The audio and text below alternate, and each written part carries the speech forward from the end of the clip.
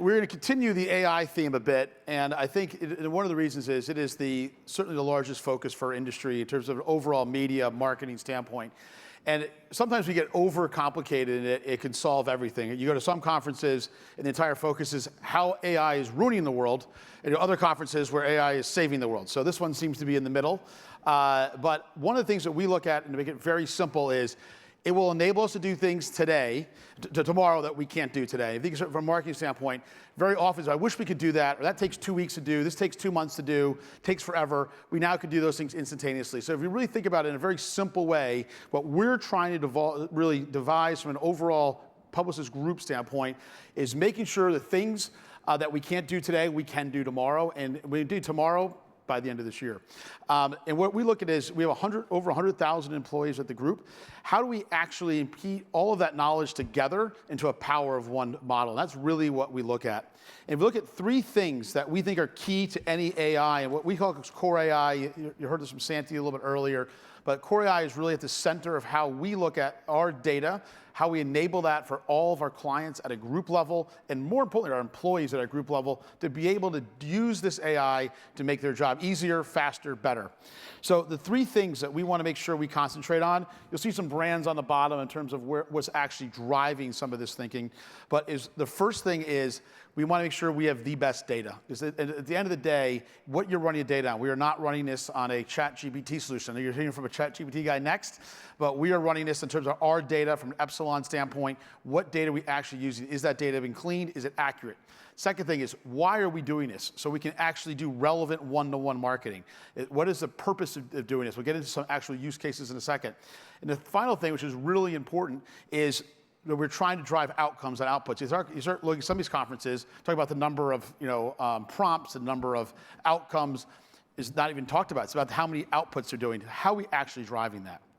So the other thing we've started to look at is AI is not the same for every client. It must be really done in a vertical standpoint. Start looking at the data we need, the decision we need to do. So we've actually created, and you'll see some of the words up here, they're certainly focusing on a vertical solution. We have 2.3 billion people that we have an ID for globally. We have almost closing on 300 million people in the US. We have over 1 million creative assets we've used on our campaigns over the last 30 years in terms of all those assets, the performance of those assets. We have a huge amount of the data points and bid stream data from Epsilon and Publicis Media. And there's 35 years of business transformation. We've not talked about it, but we also, before the Epsilon purchase, we purchased Sapient from a consulting standpoint and business transformation. They've driven business transformation for a number of clients. How do we use that learning to empower our overall AI solution? And we look at, in terms of where are we actually trying to do? These are kind of what we're helping clients with from a business strategy standpoint, from a creative strategy standpoint. Media, data, tech, CRM are always kind of the main focus of our overall business, and how is CoreAI driving results. Now, I want to get into some actual use cases because it makes it more real. The biggest thing that you think about is most of our clients struggle with their consumers or their customers being out of focus. What I mean by that is very often you might know who your actual consumers are, but you don't know who your prospects are. You don't know depth about the prospects versus current customers. And you certainly have a struggle with, are we actually messaging to a current customer, or are we messaging to a prospect? So the first thing we want to make sure of how we believe AI will transform is a much cleaner view of who is a prospect, who is a current customer, and even how is that current customer going to be focused over time. Because if you look at even, I saw when our wonderful AT&T sponsor, you actually had all 4 brands of terms of different parts of AT&T. How is that customer, even though we know they're a current customer, but how we then grow that customer inside our own ecosystem. We start looking at over messaging as a burden. This is something that we know we've probably all searched how far it was from Santa Barbara airport to here, and then looked at how bad the traffic was to LAX later. And now we've done all that searching on Santa Barbara. You're going to keep seeing Santa Barbara ads for the next 30 days, overwhelmingly Santa Barbara ads, and you're going to be sick of it. So when you think about how we actually make sure we're not over messaging, how do we do it at a customer level, at a personal level, that we're doing messaging that actually is driving customer results? The third one is, getting out of the reach game. We have many of our clients that are not reach players. They are a luxury brand, they're an auto, and we are mass marketing a very luxury or auto or something that has a small group of customers that are focused on.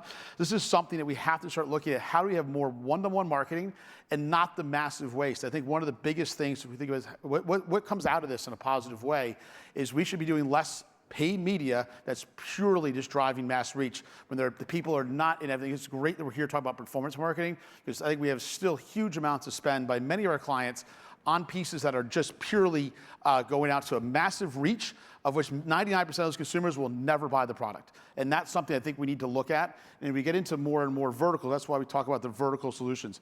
And then finally is it's making sure that we're actually connecting to outcomes. Very often, we get to a last click attribution, or we get into what is driving brand, what is driving that full funnel. And that's something I think we got to make sure while we're doing all this, this is something we need to focus on. So we can't get through all of that, and we've thought about this a lot. And this is, I'll say, this is a working. You're the first group to hear these 6. So if you disagree, we can talk about it in the Q&A.